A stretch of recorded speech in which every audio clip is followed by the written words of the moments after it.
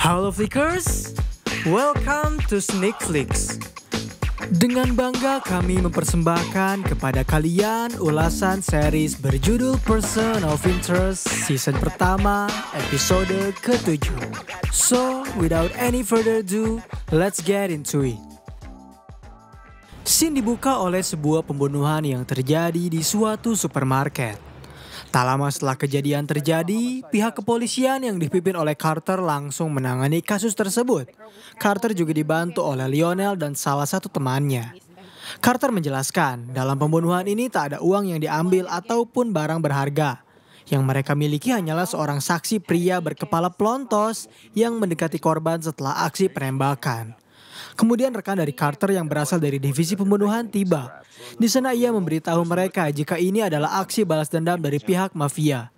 Korban bernama Benny D'Agostino, letnan yang berasal dari gangster La Cosa Nostra. Kemungkinan besar ini adalah aksi balas dendam yang dilakukan oleh Elias setelah pimpinan dari Benny melakukan penyerangan terhadap mereka. Karena Brighton Beach pun dikuasai oleh pihak Rusia. Bisa dilihat dari rekaman CCTV, sang saksi seperti diajak berbicara oleh Benny sebelum ia tewas. Sehingga kemungkinan besar itulah alasan mengapa mereka harus mengejar saksi tersebut. Di satu sisi, Reese sedang bertugas mengawasi target terbaru mereka yang harus mereka lindungi. Diduga pria itu bernama Charlie Burton, berprofesi sebagai seorang guru di sekolah swasta. Ada kemungkinan orang yang berusaha untuk membunuhnya adalah salah satu murid yang kesal terhadapnya. Ketika Reese belum menemukan adanya tanda-tanda percobaan pembunuhan, ia mendapat telepon dari Lionel yang meminta bantuan padanya terkait pencarian seorang pria yang menjadi saksi sebuah pembunuhan. Lionel menjelaskan ciri-ciri dari pria tersebut yang ternyata deskripsinya sama percis dengan perawakan dari Burton. Reese tanpa banyak basa-basi langsung segera menghampirinya setelah ia tahu pihak Rusia berusaha untuk menculik Burton. Memang, di luar kediaman Burton sudah banyak para mafia berkumpul untuk mencarinya. Beruntung sekali, Burton ditemukan terlebih dahulu oleh Reese sehingga Burton bisa dibawa kabur sebelum pihak Rusia menangkapnya. Sebenarnya mereka sempat berhasil kabur dari gedung kediaman Burton. Tetapi Reese kehilangan kontak dari Vince setelah ponselnya rusak sehingga membuatnya kesulitan untuk mencari alternatif jalan kabur. Ketika mereka hendak membobol sebuah mobil, musuh dari Burton datang sehingga terjadi aksi penembakan.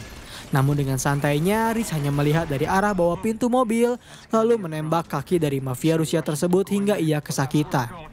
Meskipun begitu, Burton terkena tembakan yang membuat Reese harus segera membawanya pergi ke gedung yang dikuasai oleh mafia Bulgaria.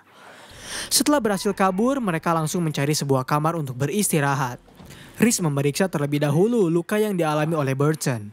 Barulah setelah semua dirasa aman, ia langsung menginterogasinya terkait apa yang Benny katakan di toko yang membuatnya menjadi incaran para mafia Rusia.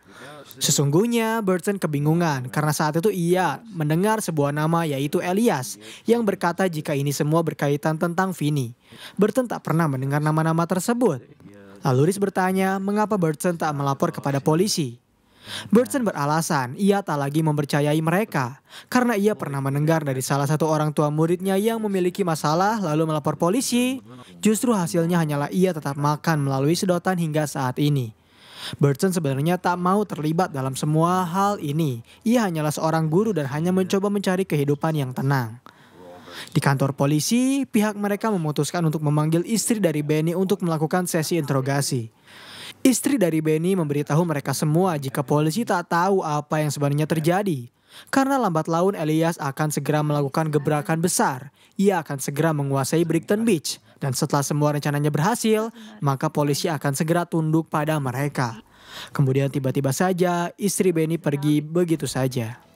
Sementara itu, Vince yang masih khawatir dengan keberadaan Reese mencoba untuk melacak kemana ia melangkah melalui rekaman CCTV di sebuah mesin bank. Setelah Vince pergi dari tempat tersebut, Carter dan Lionel tiba untuk menerima laporan mengenai adanya aksi tembak-menembak yang terjadi di tempat tersebut. Menurut saksi dan beberapa polisi, mereka melihat Burton diselamatkan oleh seseorang yang berpakaian setelan jas sangat rapi. Hanya mendengar ciri-cirinya saja membuat Carter langsung sudah mengetahui bahwa pria itu adalah Reese. Lalu rekan Carter memperlihatkan foto dari Peter Yugoslav. Ia adalah putra dari Ivan Yugoslav, pemimpin mafia Rusia. ada kemungkinan Peter lah yang memimpin pencarian terhadap Burton. Tanpa banyak lama, Carter menyuruh salah satu opsir untuk mencarikan file mengenai mereka berdua. Kembali pada Finch, ketika ia memeriksa keberadaan Reese yang ia temukan bukanlah rekannya sendiri, justru melainkan seorang anggota polisi yang terlihat mencurigakan memasuki sebuah mobil untuk meninggalkan tugasnya. Karena curiga dengan polisi itu, Finch langsung menelpon Lionel menggunakan telepon sekali pakai untuk memintanya mencarikan nomor plat kendaraannya. Finch tak menyebutkan siapa dirinya. Yang ia katakan hanyalah ia adalah teman dari Reese. Di satu sisi, Peter bersama adiknya yang bernama Laszlo telah siap untuk mencari keberadaan dari Burton. Laszlo yang begitu menggebu-gebu bahkan tak sabar untuk menembak kepalanya. Tetapi ia ditenangkan oleh kakaknya sendiri karena mereka tetap membutuhkan konfirmasi dari ayah mereka untuk melakukan penggerakan. Kembali kepada Reese dan Burton. Setelah Peter serta para gengnya bergerak, ia langsung melakukan antisipasi dengan memeriksa area luar. Sembari memeriksa, mereka berbincang terkait alasan mengapa Burton ingin menjadi seorang guru.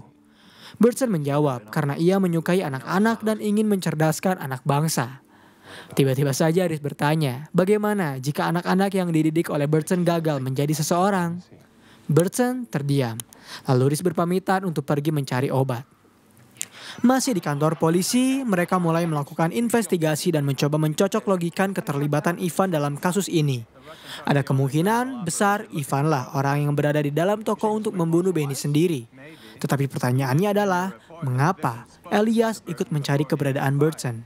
Apakah karena Burton memiliki informasi penting baginya? Di situasi Reese, ia menemukan dua orang pria pengedar narkoba yang sedang teler di sebuah kamar. Sebenarnya, Reese meminta beberapa obat secara baik-baik pada mereka. Namun karena mereka tak bisa mengontrol diri mereka sendiri, membuat Reese harus sedikit melakukan kekerasan untuk mendapatkan obat-obatan tersebut. Barulah setelah mengumpulkan semua yang ia butuhkan, dirinya mengobati Burton secara perlahan menggunakan narkoba, lem, dan juga beberapa perangkat lain untuk mengurangi rasa sakit yang Burton alami. Apa yang Reese lakukan benar-benar membuat Burton tercengang. Setelah itu, Reese memberikan Burton sebuah pistol. Awalnya Burton sempat menolak karena terakhir kali ia menggunakan pistol tersebut, dirinya menembak seekor burung sehingga membuatnya trauma.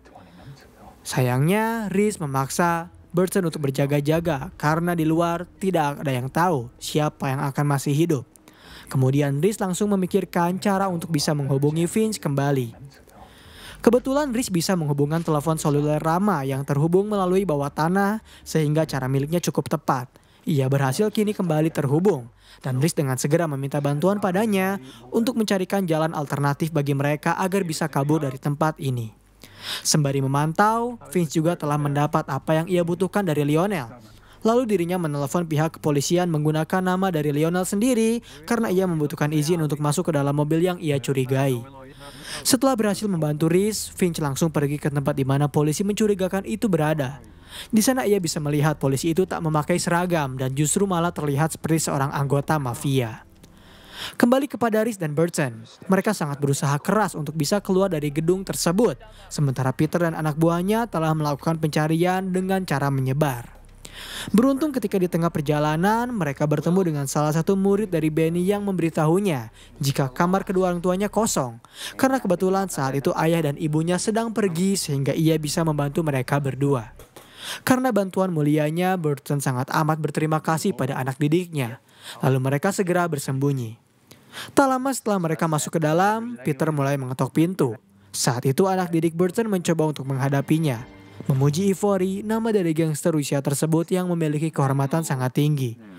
Karena anak didik Burton bisa berkata dengan baik pada Peter, alhasil ia tak mencurigainya sehingga dirinya memutuskan untuk menggedor kamar lain mencari keberadaan dari Burton itu sendiri. Kali ini Burton benar-benar sangat amat berterima kasih pada anak didiknya.